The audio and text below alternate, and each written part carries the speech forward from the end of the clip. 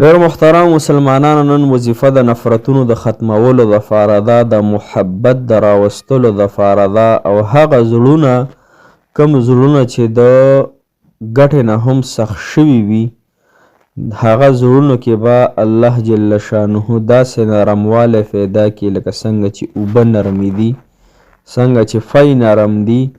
او دغې زړونو کې چې کم نفرت دی، دغه نفرتونه به الله جل شانه ختم کی لکه د شهدو په شان به خواږه کی. نو مسلمانانو هغه زړونو دپاره دا وظیفه ده، د محبت دپاره دا وظیفه ده، د رشتو کې د رکاوټ دپاره دا وظیفه ده. ته غواړې چې فلانکی هلک یا فلانکی جینۍ په حقیقي محبت سره زما خپله شي، زما په خالص نکاح سره زما بیبي شي، په خالص نکاح سره زما خاون شي، یا زما د خاون او د ښځې محبت دا قایم او دایم وي. کور کې جنگ جګړې وي، ښځه خبره نه مني، خاون خبره نه مني، دغه رنګې بچی خبره نه مني، بچی په سعودي کې دی پیسې نه رالیږي، د خلکو شیطانت او وسوسې ورسره ملګري دي، شیطانان خلکو ته شیطاني کوي. د دې ټولو مسلو دپاره الله جل شانه په حکم سره دا وظیفه د تاسو له درکومه انشاءالله. دې وظیفې سره به الله جل شانه ستاسو هر رنګې دغه د بدو زړونو، د سختو زړونو، د نفرتونو د ډکو زړونو، داسې تراخه زړونه، مسلمانانو دغه زړونه به الله تعالی ډېر زیات بهترین وګرځولی کي. السلام علیکم ورحمة الله وبرکاته. ډېرو معزز و محترم مسلمانانو په دین میینو، تاسو به روغ جوړ په صحت کې وی الله جل شانه خوشحاله او آباد تر و تازه کامیاب لره. الله تعالی ستاسو د زړه مرادونه، محبتونه، حاجتونه، قرضونه د خپلو خزانونو پوره کړي. ډېرو محترمو، نن چې زمونږ کومه وظیفه ده هغه د محبت حوالې سره ده. خو محبت یوازې دا نه دی چې بس یوه لږ جینۍ خوښه ده او د جینۍ هلک خوښ دی، بس دغې دپاره به دا وظیفه مونږ وکړو نو الله تعالی به را دغه محبت حاصل کړي. نه مسلمانانو، دا وظیفه د هر هغې محبت دپاره ده، د هر هغې سخت زړه دپاره ده. کم زړه چې ډېر زیات سخت وي په هغې کې محبت نه راځي. بعضې اکثر وختونو کې مونږ وایو که نو زړی سم د کاڼي دی، زړی سم سخت دی، زړه کې د چا دپاره هغه نیک تمناګانې نه وي، په زړه کې زړی داسې تور شوی وي چې هغې څه مثال نه پیش کېږي. مسلمانانو نو دغې رنګه مسلو دپاره دا انتهایی مسنون دعا ده، او دا دعا د حضرت عبدالله بن مسعود رضی الله تعالی عنه نه د جناب محمد رسول الله صلی الله علیه وسلم ته دا کلمات ښودلي وو.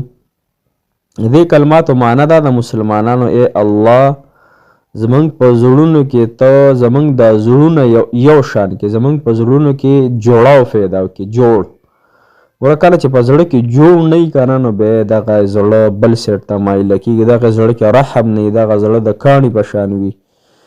صحیح شوه که نه؟ یا الله زمونږ حالات سم کې او په مونږه سلامتي راولې مالک الله، او زمونږ د محبت ته قایم او دایم وساتلی کړي. دې کې زه تاسو ته درې وظیفې ښیم. یو خو دا مسنون وظیفه ده، او دوه وظیفې راته نوره ښیم انشاءالله چې دا وظیفه تاسو شروع کړئ. یو خو وظیفه اسانه چې کومه ده، دا بس روزانه 1400 مرتبه وایئ، مخکې وروسته به ترې 11 پیرې درود ابراهیمي وایئ. 1400 پیرې چې کومه وظیفه ده، اللهم یا لطیفو، نه اللهم یا ودودو یا ودودو، اللهم یا ودودو یا ودودو، دا به 1400 پیرې وایي، مخکې وروسته به ترې 11 پیرې درود ابراهیمي وایي. صحیح شوه؟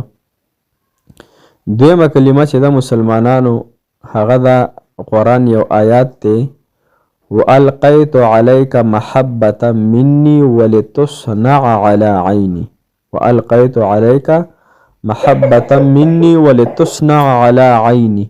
یو دا وظیفه شوه، دا به تاسو 314 پیرې وایي، مخکې وروسته به 11 پیرې درود شریف وایي. بله چې کومه مسنون دعا ده او د سخت زړونو دپاره ده، دغه زړونو د ټکور دپاره وظیفه ده. د هغې زړونو کې چې کوم نفرت دی د هغې د ختمېدو دپاره ده. د هغې زړونو کې چې کوم اذیت دی کم شر پکې پروت دی ستا دپاره پکې محبت نشته عشق مجازي پکې نشته نو د هغې دپاره انتهایی اسانه وظیفه. تاسو ته به زه انشاءالله په سکرین باندې هم دا وظیفه ښایمه. دا وظیفه به تاسو مسلمانانو د هر فرض مونږ نه پس 11 مرتبه وایئ.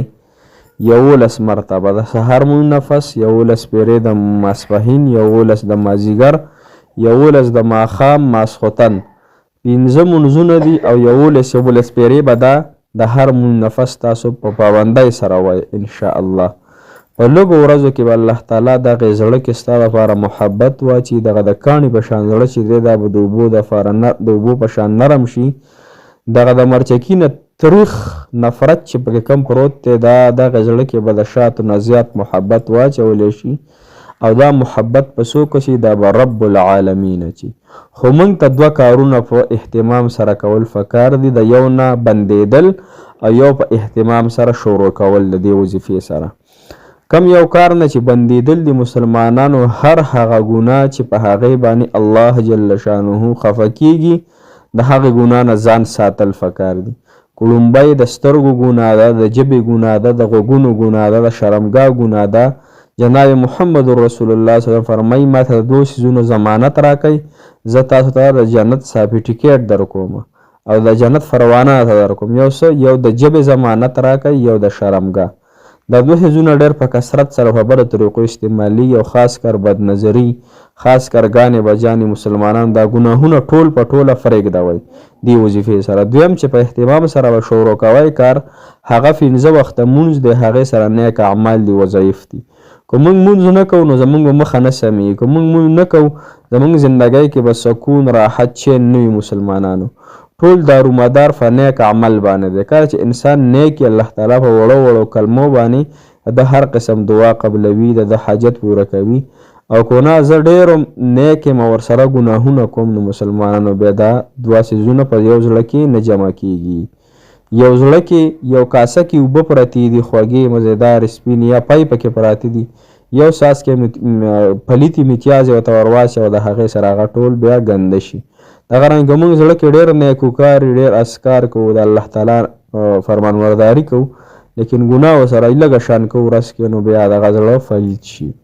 لهذا وظیفه دا د مسلمانانو غوږ شی ورته اللهم الف بین قلوبنا واصلح ذات بیننا واهدنا سبل السلام.